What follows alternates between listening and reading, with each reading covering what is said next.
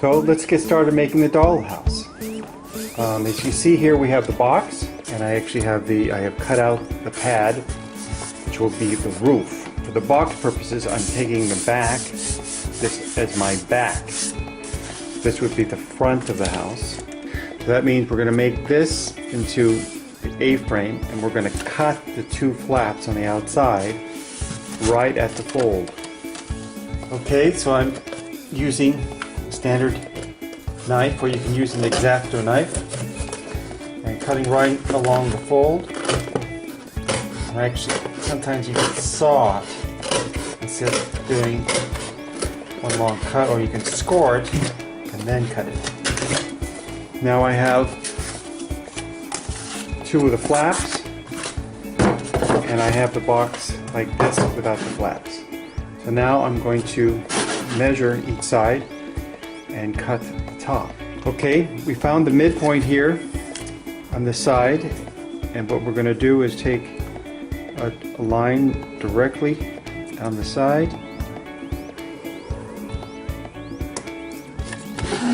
on both. You'll notice on both of these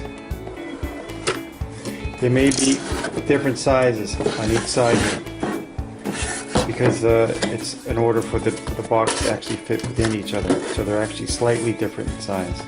So the midpoint will be different on both sides. So once I've done this, I'm going to cut these out, put them aside with these two, which these will become the floor of the inside of the box. There's an extra piece in here, which is actually going to be the roof of the dollhouse. And it's 12 inches by 9. And I'm going to cut it width-wise by 8 1/4. So I'm going to basically cut it with cutting knife, and this is going to be the roof. So I'm just going to show you. So 8 1/4, it says so in the instructions, but that's the best width to use. So I've cut those pieces out on both sides. So I have the A-frame of the roof started. I have the 4 pieces which I'm going to use later. So now I take the pad, which I have cut, and I marked the middle, right, which is about 6 inches. And the easiest way to actually get it to bend for you is to put a ruler there and force it to bend on the right score line. Most of the time it cooperates. And there we have it. If we've got this done, now I'm going to glue it to here. The best way to do that is just using a normal cold glue and masking tape.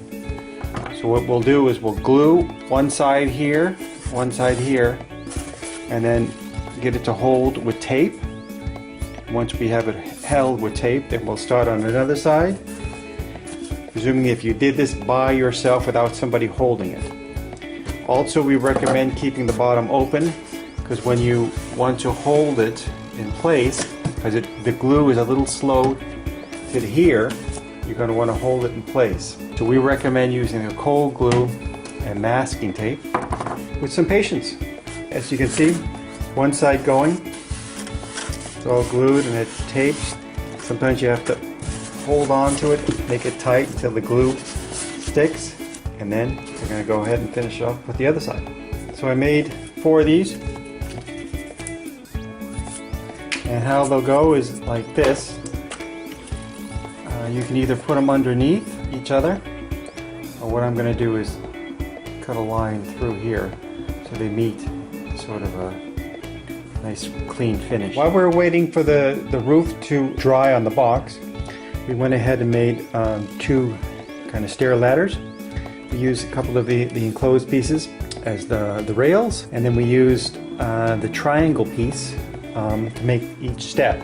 And from the shipping box, we created you see a 10 centimeter by 3 centimeter wide piece.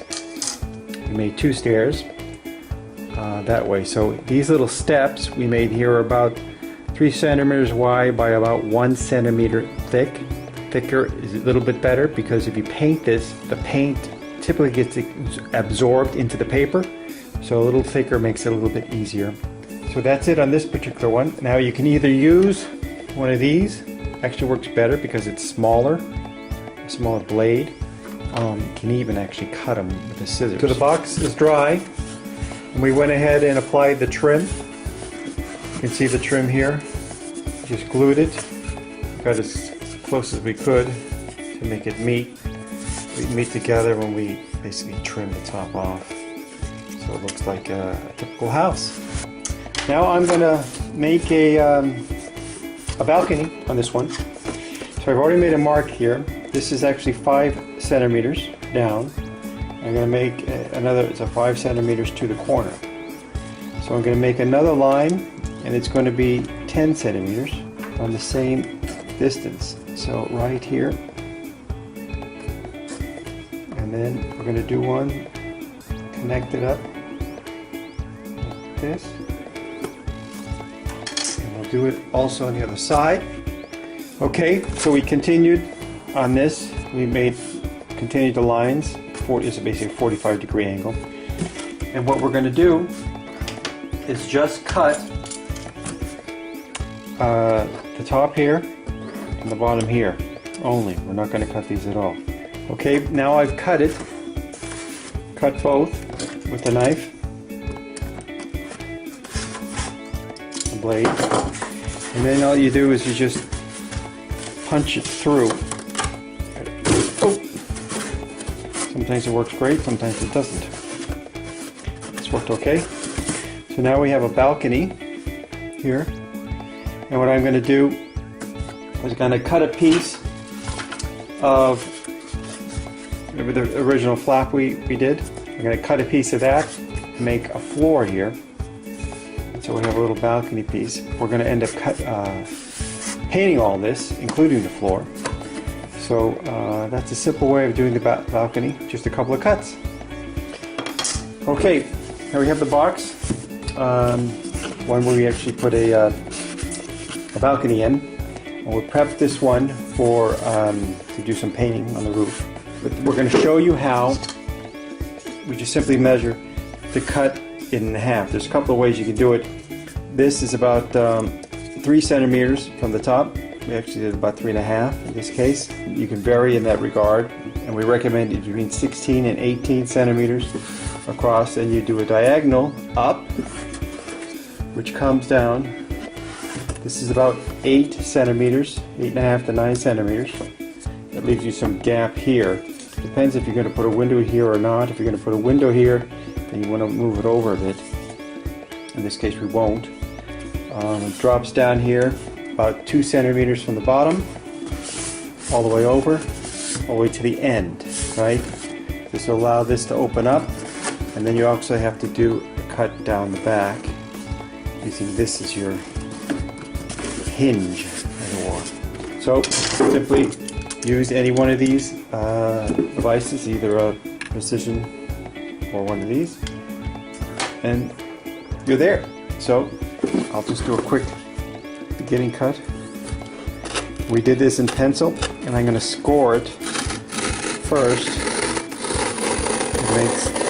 So I don't make any errors, and then I'll go and cut it fully afterwards.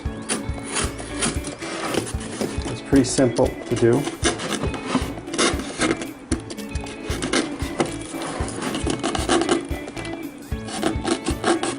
You can do a sawing action.